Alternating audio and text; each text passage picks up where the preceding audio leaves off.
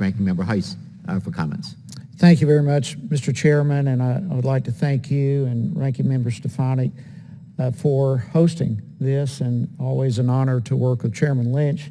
We appreciate you having us here today as members of the Subcommittee on National Security, as part of the Committee on Oversight and Reform. We appreciate you having us here and for having this important hearing. I'm sometimes have been with this hearing somewhat struck by the reactions of different people to this topic.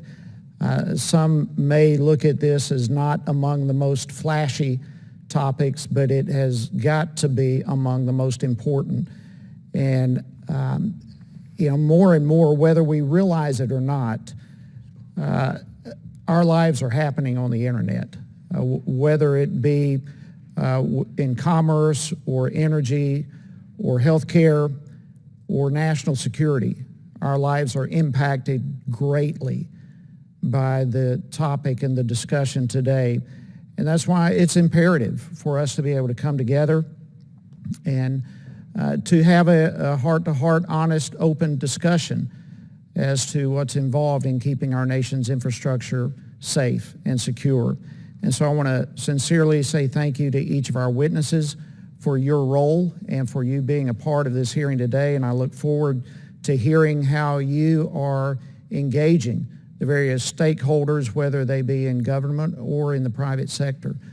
I want to personally better understand how we are taking a whole of government approach to this issue. And if we're not, then I want us to talk about how we get there.